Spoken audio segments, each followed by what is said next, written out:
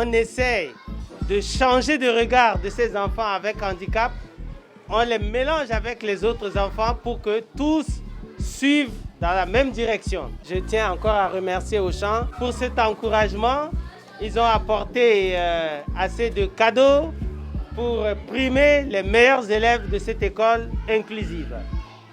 Et vous transmettrez nos remerciements à vos responsables pour indiquer aussi que Auchan s'occupe aussi du social. Voilà, et ça, c'est une très bonne chose. Nous les encourageons dans cette démarche-là. Auchan nag mi ngi def social.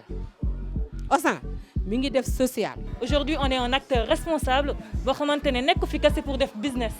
Dañu am aussi benn rôle dans la société. ñu ma fa xam ñu fay liggéey ñu bari suñuy doomu réew lañ kon loolu social ci la bokk ñu ciy dimbali ndax luñ fa jëlee si suñuy kër lañ koy indi kon dañ leen ci sant di leen ci gërëm di leen ñaanal yàlla na jëm ci kanam ñu di leen sant nag ndax lii ñu indi suñuy doom ñun lañ ko dimbalee ndax bu ñëwul dañ koy jëndi. Auchan, en fait, dans sa politique RSE, a mis 2 piliers. C'était vraiment l'éducation et la santé. Donc c'est pour ça que quand on nous a sollicité par rapport à cette cause-là, on s'est dit, c'est dans notre ADN, c'est dans notre politique RSE. On a ramené des prix pour les 30 meilleurs élèves de l'école.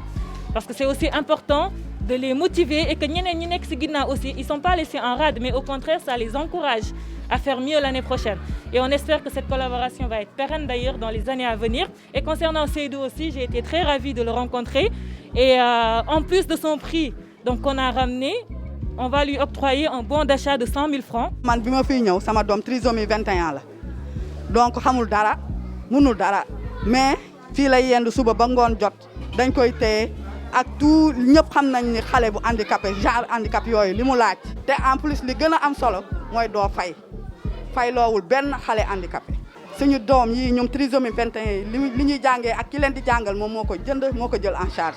seen produit de qualité la ndax man samay doom samay fourniture doom fa laa koy jëndee preuve baa ngi ne cahier composition baa ngi ne cahier Auchan la cahier xale bi ma leen di wax trisomie bi li muy jàngee yëpp foofu laa koy jëndee ay jeu de construction yeeg collage yeeg yëpp foofu laa koy jëndee.